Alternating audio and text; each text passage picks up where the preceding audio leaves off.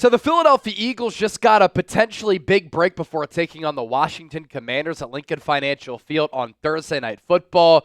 Winner takes sole possession of first place in the NFC East. Also coming up here on the show, some Eagles chat stats running and combing through a lot of interesting numbers from yesterday's win against the Dallas Cowboys and what's transpired for the Birds in a couple of key areas with some key players so far this year. This is Philadelphia Eagles Now by Chat Sports. I'm Chase Sr. Thanks so much for being here. Thanks for tuning into the watch party yesterday. And it's a quick turnaround for the Birds. It's a quick turnaround for myself and producer Chip and all of you who watch this program because we're back at it with another watch party on Thursday. Week 11, Eagles Commanders. This NFC East rivalry has been so one-sided for so long on the side of Philadelphia, but now Jaden Daniels and the Commanders are legit, so be sure to join us. We'll be live for an hour pregame show, and then during the game, live play-by-play, instant reaction, super chat giveaways, post-game show. It's the best place to experience an Eagles game day outside of being at Lincoln Financial Field, so join us for the tailgate pregame, the actual game, and the post-game, and we're on that road to 100,000 subscribers, so be sure to hit that sub button. So that potentially big break for Philadelphia here. Today, on this Monday, a victory Monday, might I add, the Eagles open up the practice window for Jordan Mailata, their star-studded left tackle, and he is eligible to be activated from IR.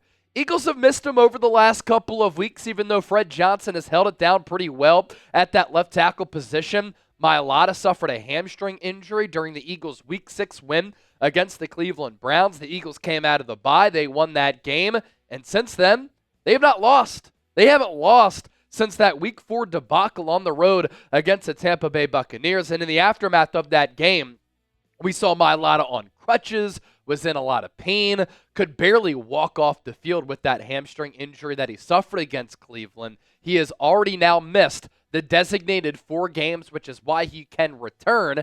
And the big question for Philadelphia, will he be ready to play in a huge NFC East tilt on a Thursday Night Football?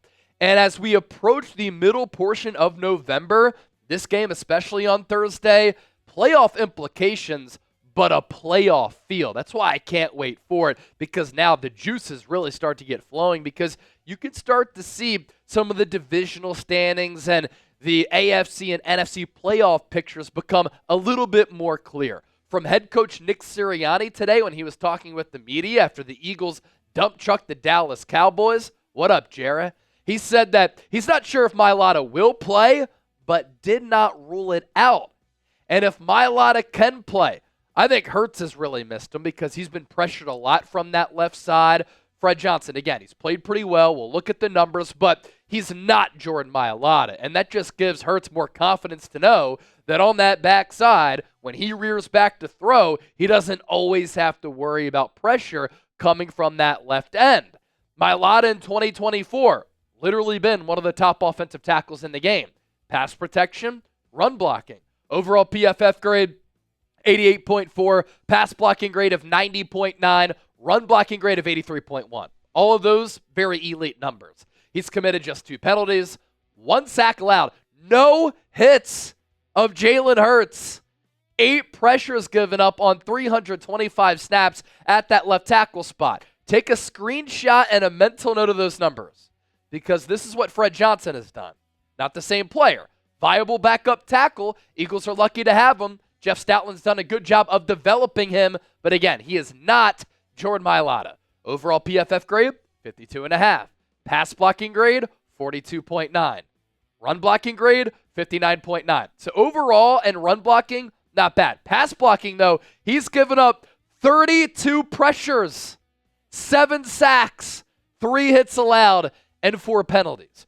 283 of those snaps at left tackle, 110 of those at right tackle when he's had to come in for Lane Johnson. And this Washington defense, they traded for Marshawn Lattimore, the cornerback, at the NFL trade deadline. They have some issues at that corner spot, but as far as generating pressure on the opposing quarterback, they're 10th in the NFL in sacks, and they have a bunch of players who can get after the opposing quarterback. Dante Fowler coming off that edge, he has 8.5 sacks. Frankie Louvu has 5 sacks from that linebacker spot. Dorrance Armstrong, the former Cowboy, goes to Washington. He follows Dan Quinn from the Cowboys to the Commanders, and he's had a really good year. Bobby Wagner, the ageless wonder, he has 2 sacks from that linebacker spot. Cleveland Ferrell with 2. There are a lot of players on that team who have contributed as far as sack production for Washington. And if you have Jordan Mailata there at that left tackle spot, it just helps this Eagles offense entirely, throwing the ball and running the ball. And against the Cowboys, yeah, Philadelphia dominated that game on the scoreboard, box score, on the film. But we saw when we watched that game, Hurts was under duress a lot. Can he do a better job of not holding onto the ball as long? Yes. Can he get rid of the ball quicker in some instances? No doubt about it. But Hurts was pressured on over half of his dropbacks against the Cowboys. 53.5%. He did excel, though. He finished 7 of 9 for 115 yards and 2 touchdowns passing under pressure. A completion percentage over expected of 27.2. Huge number right there. And since week 3, Hurts has thrown 4 touchdowns and 0 picks under pressure. Much better in that area as compared to last year. Again, you get Jordan Mailata back, this Eagles offense, which has been humming, can hum a little bit more. If you want the Eagles to beat the Commies, I want you to type F Washington and hit that thumbs up icon and like the video. We'll get to some Eagles chat stats coming up just around the corner, but first, today's sponsor, our friends at DraftKings, the best sports book in the game. And for those of you living in Pennsylvania, you can download the app and you can use it at your disposal. More than 30 states across America, by the way. So download the DraftKings Sportsbook app. Use the code SixersChat. So myself, producer Chip, we also host a Sixers channel. We want DraftKings to be a sponsor under the Chat Sports umbrella for many, many years because they're such a great company to work with and the best sports book in the game. So you can help us out by letting them know that Eagles Now, Chat Sports sent you by using that code SixersChat.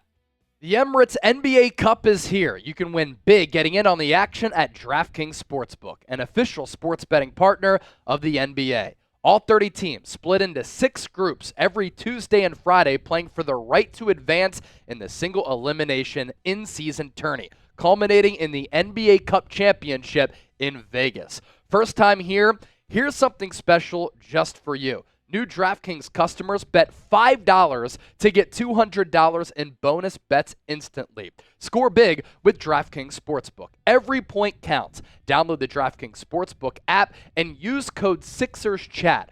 That's code SixersChat for new customers to get $200 in bonus bets when you bet just $5. Only on DraftKings. The crown is yours.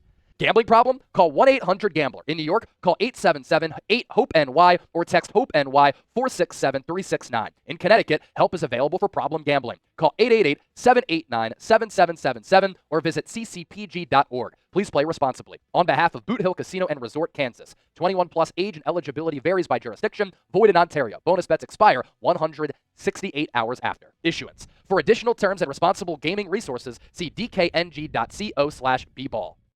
So again, bet $5, get $200 instantly in bonus bets. Producer Chip's picks plus 430 here. We're going to take a look ahead to Tuesday. Sixers-Knicks.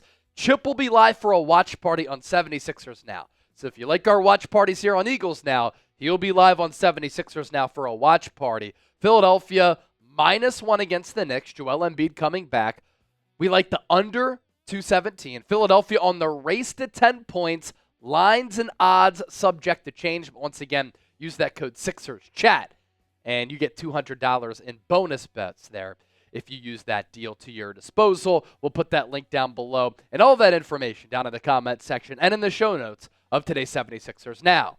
Now it's time for some chat stats right here on Philadelphia Eagles Now. How about this? The Birds are 6-0 with A.J. Brown this year. They are 1-2. Without him.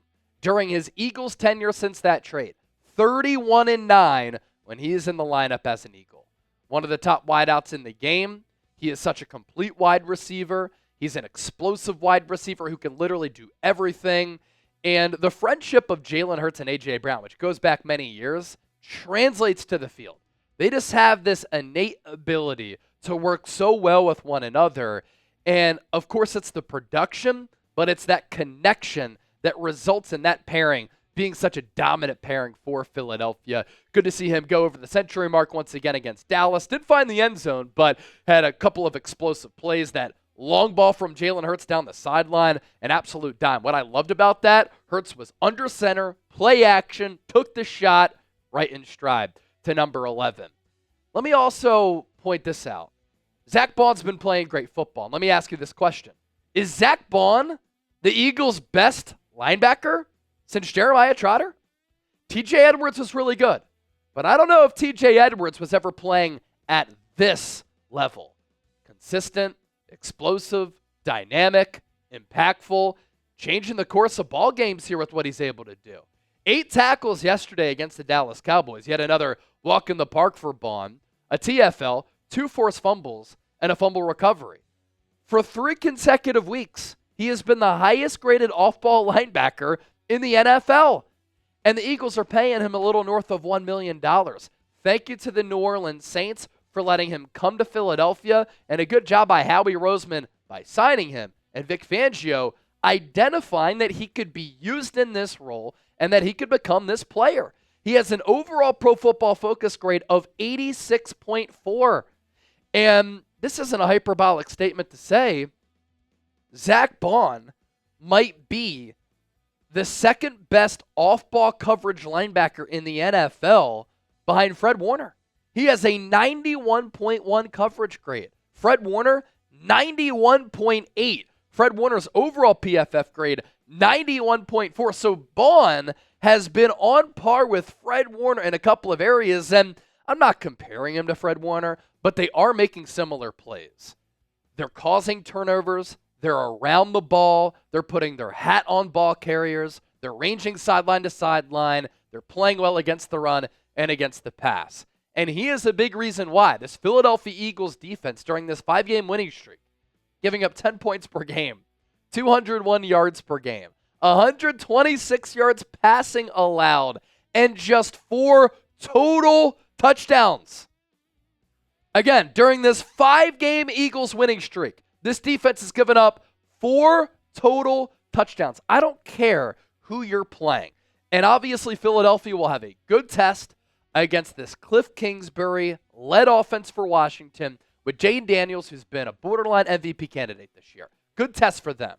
But I don't care who you're playing. To give up 4 touchdowns in today's offensive era where rules cater and benefit offenses, that's a crazy run in 5 games. This is also the first time since 1949 that the Eagles have won 3 straight road games by 20-plus points. So they're not just winning these games during this 5-game winning streak. They're dominating a lot of them. The Browns game shouldn't have been that close. It was. The Jags game became close, but the Eagles were up 22-0. If they can handle Washington, hopefully a lot more people are going to be on board with saying the Eagles are Super Bowl contenders, because I firmly believe they are. NFC is wide open. Be sure to give me a follow on social media. I put out a bunch of Eagles content on my social media pages. I'm on X at Chase_Senior. I'm on Instagram at Chase_Senior. Give me a holler and go Birds.